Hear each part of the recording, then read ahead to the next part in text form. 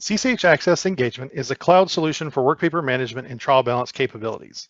It's accessible from the CCH Axcess application's dashboard, or you can launch it directly from the website via your browser because it is web-based. Here I'm on the landing page, and we're going to go into an engagement. The client list that we're pulling from is the same client database common to all of our Axcess products. So if the client exists within your Axcess database, you can create an engagement for it. We'll go ahead and jump into our engagement. And we'll start with the trial balance, the heart of the process. And with engagement, we import our trial balance using one of three methods. You can import using Excel. You can also import directly from QuickBooks Online and Xero. So if your client uses one of those systems, you simply click on the button, it takes you to log in, and then you pull the data directly into Axcess Engagement. One difference with Axcess Engagement is we do not require account numbers. So if your client is using QuickBooks, does not use account numbers, but the account names are unique, we can import that data and use it. Once you've imported, the trial balance will do some auto grouping. Within the system, we have some machine learning that auto groups based on the names of the accounts. So for example, if it's a cash account, it can be assigned to a cash group within the financial grouping. Same thing for our tax grouping, and we'll get into both of those in just a second. If an account is not assigned to a group or subgroup based on the name, it will look like this. You'll have the little unassigned red, and it will also appear at the top of the list. Here I can come in and I can simply assign it to the appropriate group and subgroup if needed. And we can assign multiple accounts. The little checkboxes here are for that purpose. So we have a financial grouping and we also have a tax grouping. We'll stay focused on the financial for now, and we'll talk about the tax grouping in a bit. With either grouping, what we see here with the entire trial balance, we see our data listed out in columns, and these columns we can adjust. So if I need to select certain columns or I want to hide certain columns, I can certainly do that here. Say I want to get rid of the type and class, I can do that. I can also rearrange my columns. If I want to move last year's final balance up next to my unadjusted balance for the current period, I can certainly do that as well. You can make this look the way you want to see your trial balance information. So we've assigned our accounts to groups and subgroups on the financial side. This is for ease of use when we get to linking from the trial balance database to Workpapers. We'll see that in just a few minutes. This is where we can assign accounts to groups and subgroups. On the tax side, this is based on the type of tax entity that we selected when we create the engagement. And here, the tax groupings line up with the line items on the tax return. So these groupings, for example, L1 cash, this is for an 1120. So L1 on your tax return is for cash. So you'd see that grouping. You can set up subgroups and assign property numbers as well for the tax groupings. The other piece of this with the trial balance is being able to send things to the tax return. What groups and subgroups we want to go to the return, we can turn those on and off. So with our trial balance, one of the things we can do as well is on the right-hand side, we have a little toolbar where we can select things such as importing, adding groups and accounts, and also creating grouping list templates. That's one thing we can do is create templates for these groupings. The other thing we can do here is we can post journal entries. I have some entries I've already created. So I've got 3 different entries here. Those have been posted, but with any journal entry, you simply choose the type: adjusting journal entry, reclass journal entry, tax journal entry, or proposed adjusting journal entry. Put in your account numbers. You can also add a new account here if you need to. Add a journal entry comment, so description for the journal entry. And then roll forward settings. So if we want this entry to be a one-time entry, we can say do not include. We can make it recurring with the same amounts, or we can mark it recurring and clear the amounts, or make it a reversing entry. So when we roll this engagement forward for the next period, it will reverse out. And then we can also put in a Workpaper reference here if we have one. Posting entries, you'll see I've got my list of entries here. If I want to export those to something I can send to a client, I have the ability to export this to an Excel file. That's what that little button is for. So now that we have our data in the trial balance, we'll talk about how it interacts, or we can use it in other things within the engagement. From the trial balance, we have created some lead sheets based on these financial grouping on the groups. So we'll have like a cash and equivalent for the financials, and it will show the information here. So these reports will be there. We can also see that the system will generate a basic set of financial statements just in balance sheet and income statement using the financial groupings we identified in the trial balance. So here you'll see just a basic balance sheet and then an income statement. These are not editable, but we can export them to Excel. I'm also going to show you a way that we can use the trial balance with our own Excel and Word documents to create financial statements that are formatted the way we want them. All right, so that gives us our look at what the trial balance can do. So now that we have our data in the trial balance, we can use it. A couple different places we can use this. One, I'll mention kind of as a lead-in, you notice we have a Workpaper reference column. So if we have a Workpaper that supports a balance, in this case, my engagement is for audit and tax. So I have a Workpaper to support this particular account balance. There's a link to it there. If I click on that, it will open that Workpaper. So it kind of leads us into the Workpapers and where we see them. So in Axcess Engagement, if I come over to my engagement view, I'll see my folders I've created listed on the left. And then I can select multiple folders here if I want to, and I can show you the Workpapers. You can see I have Workpapers here. Here's the Workpaper that reference was just to. So my Excel, PDF, Word documents are in here. Also the lead sheets, we were just looking at. So the lead sheet here, I can also bring it up by clicking on the link and do that as well.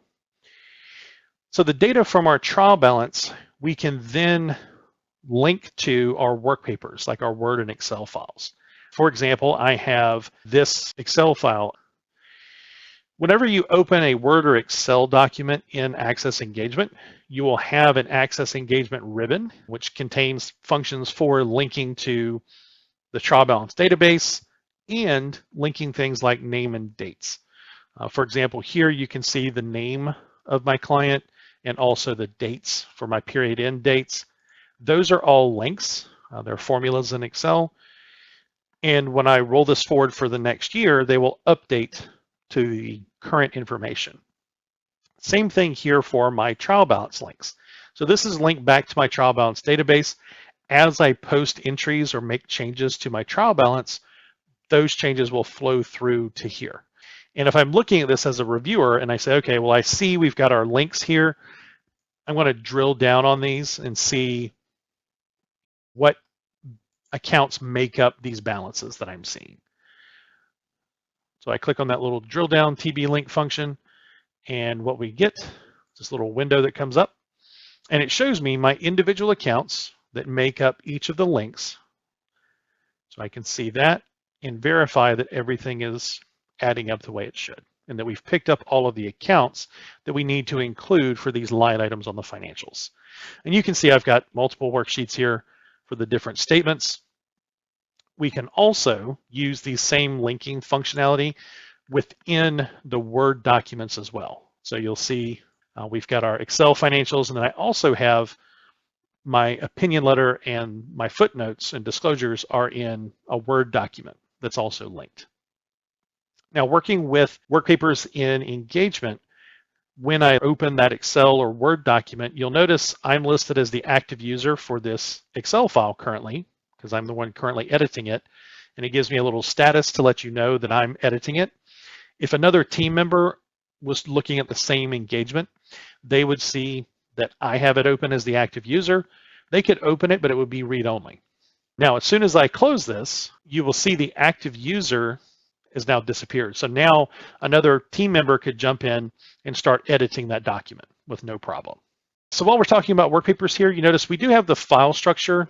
This is something I built myself. You can set up your file structure however you like, using different index sequencing if you want. I just use a 4-digit numeric indexing. but you can certainly use combinations of letters and numbers. Now with the work papers, I've added a few work papers in here. If I go to the properties of a work paper, and this is something when you first add it, you'll have the ability to do. You can assign an index number, a name. You can tag the work papers. We'll see where that comes into play a little bit later. We can also select roll forward settings. Should it be included in the roll forward or excluded from the roll forward? Things that I'm going to use every year, I would want to include. So financial statements being one of them. I'll leave that. We can also sign off on work papers. You'll notice there's a little plus sign here. Have a preparer sign off, a reviewer, and I'll scroll over. We'll see the second reviewer. You have to have a preparer sign off before a reviewer can sign off. So it tells you that. And so you can see those levels of review and sign off. We can also look at the sign off details. In case we had multiple preparers, you could see those sign offs here. We can also add notes to work papers. So you'll notice we have these little speech bubbles here. Those are the work paper notes. And you can see I added a note and then I responded to it. And we can also clear these so to show that this note has been seen and addressed. And if I clear it, it will draw a little line through it and be able to go from there. So those are some of the work paper management functions that we have in Axcess Engagement. When we open Word and Excel documents, they open in Word and Excel. So we can go right in, start editing, and do all of our work there like we normally would. The last little piece of this we'll talk about is we'll go in and take a look at the integration with other Axcess software, specifically Axcess Tax. So when we look at our trial balance database, we have the two groupings here. We have our financial grouping and we also have our tax grouping. So the tax grouping list, this is where the accounts have been assigned to groups that are based on the type of tax return selected when we created the entity. For this particular one, it's an 1120 because this is a C corporation. So for example, cash has been assigned to L1 on the return. And you can see, I scroll down and show you that we have others where we have like other current liabilities, and I've created subgroups. So I have like payroll liabilities, payroll tax liabilities, accrued expenses, sales tax liabilities, and income tax liabilities. So what will happen when these items go to the Axcess tax return, the subgroups will be line items on the statement for, in this case, line L18. So I would see the breakout of payroll tax liabilities, income tax liabilities, accrued expenses, and sales tax liabilities. The other column here, the property number, this allows us, if we're dealing with rental properties or farms or Schedule C businesses, if we're talking about an individual, we can assign a property number to the rental property, and then it will flow to the correct place on Schedule E, for example. You can have up to 99 properties, whether it's rental property, farm, business, etc. We can also set what's going to flow to the tax return if we want things to go to the return. For example, I have everything set to go to my tax return except for unappropriated retained earnings because I want the return to calculate my tax retained earnings. And then how do we get data to the tax return? Well, the way it works in Axcess Engagement is I go over to my tax summary report. So this is another report created by the system based on our tax groupings in this case. And for example, we were talking about L18. If I come down to other current liabilities, you can see the different subgroups here, and then I can drill down to see the individual accounts that make up that particular subgroup. But this also shows us going from have our prior period tax balance, our current period unadjusted balance, all the way through to our current period tax balance. And I have like tax journal entries here that are showing up in my other deductions, things that were reclassed because they're not deductible, right? So I've got penalties and officers' life insurance premiums, for example. And this report can be exported to Excel to have as a work paper. We can do that. Now, as far as linking to the tax return, to our Axcess tax return, all we do here, you hover over the button, it says link. It says click here to link to a tax return in Axcess Tax. You click on that, it pops up a list of returns for this client. So in this case, it would be for my Daisy Garden Supply ink. You choose that, and then it links to the return. So then when I open the return, the data will import into the tax return. So it's a very simple process. Once it's linked, this will turn green. Then to break the link, you simply click on it again. That will break the link if you needed to break it. One last thing to mention is our recycle bin.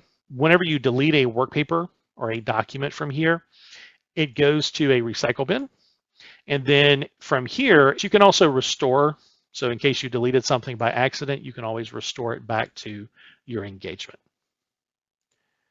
Right. Thank you for your time, and hope you consider CCH Axcess Engagement as your workpaper management and trial balance solution for the cloud.